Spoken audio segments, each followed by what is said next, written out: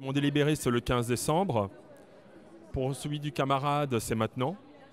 Bon, le traitement de l'affaire n'est pas le même, évidemment, puisque d'un côté, la procureure a établi qu'il y avait des faits matériels, que j'ai jeté des trucs, dont elle réclame 6 mois avec sursis.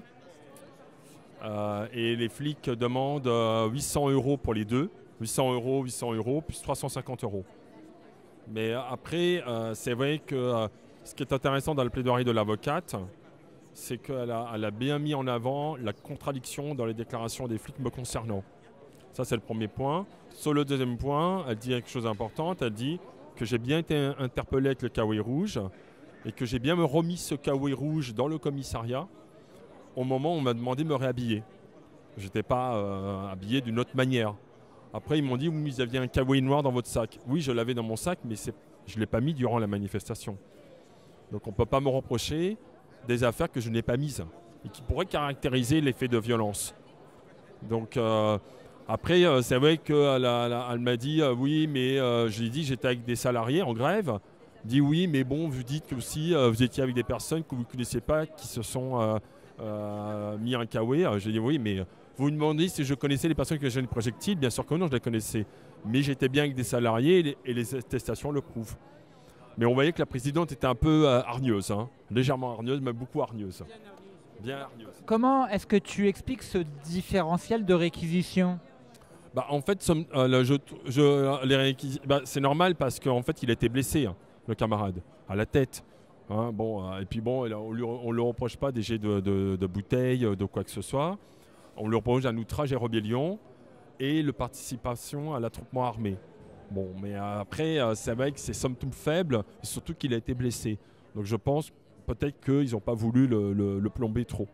Donc tu penses que c'est la plainte qu'il a portée par rapport à son coup à la tête? Parce que comme il l'a expliqué à la barre, il a dit voilà, moi au moment où j'ai reçu le coup à la tête, j'ai pas vu qu'il m'a frappé, mais j'étais entouré de policiers. Donc à moins qu'une personne soit passée au milieu des policiers pour me frapper, je vois pas qui d'autre qu'un policier aurait pu me frapper. Est-ce que tu penses que c'est ça qui fait que à la fois il y a une rétractation de la procureure qui a levé en fin de compte les deux accusations? Sûrement, sûrement. Et je te dis que c'est quand même super faiblard. Pour son cas, c'est pas sérieux en fait qu'il se retrouve ici. Même le flic était un peu il était un peu hésitant. Lui, il décrivait une scène qui a priori, il aurait pu la décrire quand je suis passé. Mais le concernant, lui, ça n'avait pas grand sens. C'est pour ça que d'ailleurs la procureure est allée dans le sens de l'avocat en réclamant la relaxe.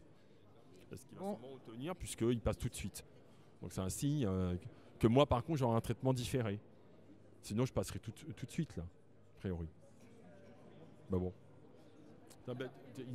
Mais alors le fait qu'à la fois Jérémy sur les deux premiers et puis les élèves infirmiers, eux ils ont pris très cher. Parce que moi je me souviens, déjà il a fait un mois de préventive, donc il s'est transformé en un mois ferme. Après, il y a 9 mois avec sursis. Après, il y a 2 ans de mise à l'épreuve. Ensuite, le 22 décembre, il risque jusqu'à au moins 19 000 € d'amende. C'est vraiment prendre très, très, très cher. Comment est-ce que tu expliques ça?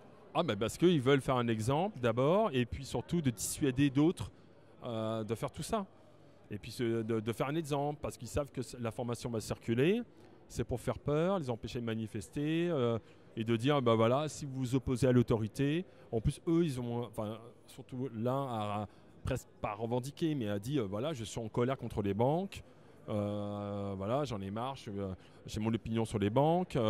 Après, ils l'ont interrogé par rapport aux employés qui étaient dedans. Il dit ils ont qu'à changer de métier. Enfin, ils se laissaient pas démonter en disant voilà, mais j'ai rien contre eux, mais voilà, si vous me demandez de mon opinion sur les banques, c'est celle-ci. Hein. Est-ce que ces jugements, en fin de compte, ça va pas avoir le ridicule de l'effet Pierre Dac? C'est-à-dire, je m'entends, Pierre Dac disait le wagon de queue d'une rame est dangereux, on va le supprimer. Est-ce que le cortège de tête qu'on veut faire croire être constitué uniquement de casseurs, on veut dire aux gens n'allez plus dans le cortège de tête, mais sans cortège de tête, il n'y a plus de manifestation. D'ailleurs, elle l'a dit, même le flic l'a reconnu qu'il y avait des passifs et des actifs. Je ne connaissais pas ce terme-là aussi. Hein, t'es pas sadomaso, donc tu peux pas savoir. Voilà, exactement. Mais c'est vrai de dire ça, que lui-même le dise, et même la présidente du tribunal a parlé de cortège de tête finalement. Elle se dit pré-cortège, tout ça c'est une espèce de jargon policier de dire des passifs et des actifs. Alors Si on a de la chance, on se retrouve chez les passifs ou les actifs. Les actifs, par contre, on n'a pas de bol. Hein. Ça, selon leur description à eux. Bah, je te remercie. De rien. Bah, voilà, et la lutte continue. Hein. Restons mobilisés et puis surtout pour la grève générale. Exactement, la grève générale insurrectionnelle. Active. Alors moi c'est Kézanne Delacroix, voilà. Du coup là je sors du tribunal. La procureure a demandé la relaxe, donc c'est un grand soulagement. C'est un grand soulagement, oui. Alors quelles étaient les deux choses qu'on te reprochait et pourquoi est-ce que la procureure elle-même a demandé la relaxe par rapport à ces deux faits qui t'étaient imputés? Alors on me reprochait une rébellion et une participation même momentanée à un groupe violent en vue de dégrader des biens ou de commettre des violences. Et du coup, pour ce qui est de la rébellion, on m'a relaxé parce que finalement, je ne me suis pas débattu. Je n'ai fait qu'utiliser une force d'inertie en m'accrochant à un poteau. Et le policier a témoigné en ta faveur? Oui, même le policier a témoigné en ma faveur en disant qu'à aucun moment je ne me suis débattu ou opposé une résistance active. Et pour ce qui est du coup de la participation à un groupe violent, la procureure a demandé la relaxe parce qu'il n'y avait aucun élément qui pouvait prouver que je faisais partie du groupe de gens qui dégradaient la banque, quoi. Donc on conseille à tous les manifestants déjà, on vous interpelle, malheureusement laissez-vous taper, ne bougez pas, n'opposez qu'une résistance que inertielle et passive. Et après, effectivement, quand la police ne peut pas faire la démonstration que vous avez participé à des exactions, eh bien vous en tenir à la dénégation pure des accusations qu'on porte contre vous. Oui, voilà, c'est exactement ça, oui.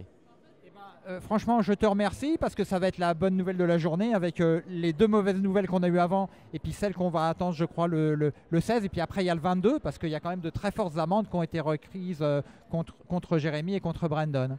Oui. D'ailleurs, je les soutiens parce que ça doit vraiment pas être facile pour eux.